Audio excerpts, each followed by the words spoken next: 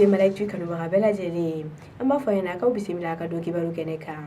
Bi kunafoni hukumu kono amalo donne ka fo kunu septembre kalu kile shegi konnala femi mo tan ani flay coronavirus bana yirol la malla ina fo la kunu anga jamana ministry som sigile no kana sabatili kama ale 7 bla o 7 konnala ayira ka fo kunu septembre kalu kile shegi femi mo tan ani flay coronavirus bana yirol la mo tan ani fla ko lu kenara wa kwala barkala mo shindi mato bana ina kunu bana yira mo munna ko lu sigoro bele do kuli koroma kere ni ala kati alini kalabankoro ani bamako ki nanina turuna worona alini ki flana nimbana bagato tan flan mana fara bana bagato to kan ko e coronavirus to kele mo ba fla ke meshigini bishigini fla ulula ko femi mo ke meni mo ngani wolo vlae ulu tayara ko mo ba fla ke me fla ni biduruni shegi ala barakala ulu kene yara o kama kene ya ministry so ayira ka fo yere koloshi ani sane awale o matarafali ko nyinne no ankele na bela jelen fe fami al ko nyuma ko be kuna funi sanfe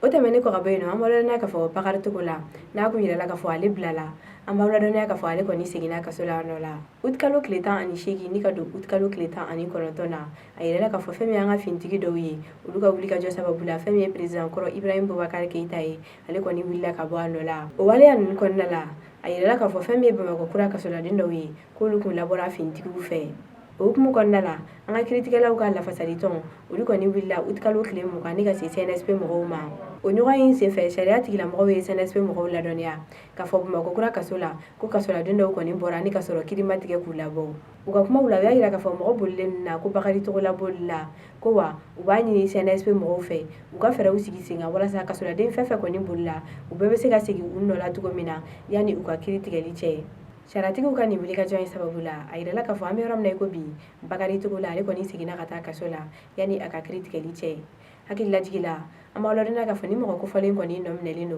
sabula kay jamana miliyar konontoni dun kuna fani hukumu ko nala alibi ameta gurma ayira la ka fo dogo gutemeni una anga fintigu ye dankari ka jatiga wale tabaga dawla yeno dogo bulaban na kuna fani ya ira ka fo anga fintigu ka wuli ka jo yakubalino ko sebe jatiga wale tabaga kelelila o hukumu ko ayira la ka fo gurma kere ni ala kogu ko anga fintigu ko ni dankari ka jatiga wale tabaga dawla yeno ko ni fintigi nbe G5 Sahel mo de fe ko wa willa kata jatiga wale tabaga kama fuga daga yoro la ako kera fanfla muguci na labana nga mo kanuna na yira la ka fo jatiga wale tabaga ko ni bulla ni ku ka minen chamanto ko telefonu mbola essence ani marfa chama amaram na gobi ayira la ka fo anga fintigu be seke la alsa ko wa ukale kane ku te ni ko indabla fiu fu ka seka ni jatiga wale tabaga bela jeli ko ni shila tunu ka banga jamalaka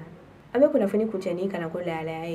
ayira la ka fo femi examen no isa la banja temne ko ko ni bla la wakati ma do folo donc ibaru temene una an kuya wala ne ka fo femi isa la banja temne wi ko lu ko ni wakati ku fora afan bayre ku nganga ke ni kalo ina no septembre kalo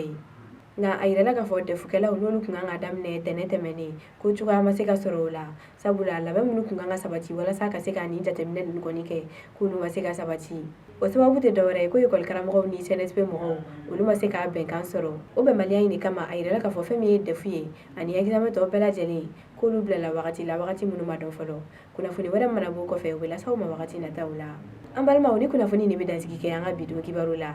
ni ala manga joya aw ni ne amenyo soro ni kene kilinka je wakati were aw ni cha ka flali ko nyuma ona kan lameli ko nyuma na aw kambe anyogona were ma